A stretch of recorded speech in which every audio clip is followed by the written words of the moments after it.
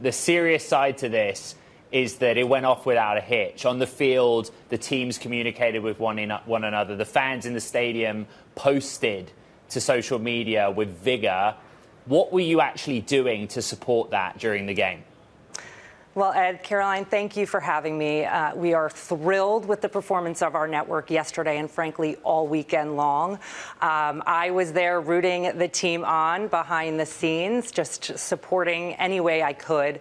We take this very seriously. We have a deep partnership with the NFL, and our customers expect a lot out of our network, the most reliable and consistent network. So we have spent years planning this deployment, and we had, for the first time ever, our entire tranche of C-band spectrum deployed. That's triple the capacity that they would have experienced last year at the Super Bowl in Phoenix. And as always, it's millimeter wave's time to shine with 1,600 megahertz of capacity on millimeter wave.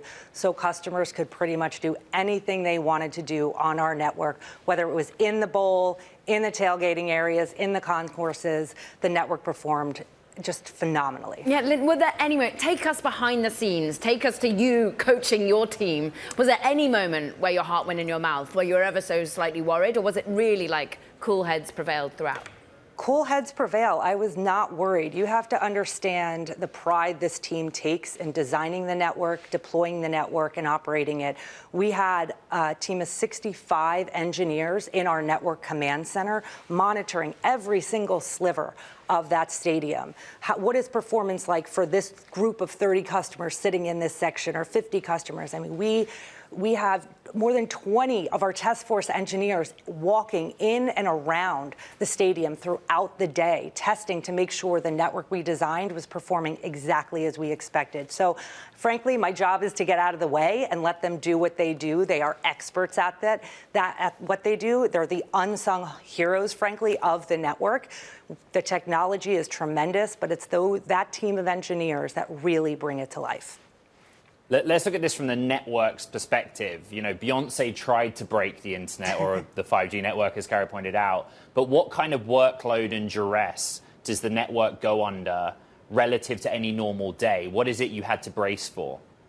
Yeah, customers are telling us they more and more need to be connected all the time. And especially at an event like the Super Bowl yesterday, that need for hyperconnectivity to share their experience.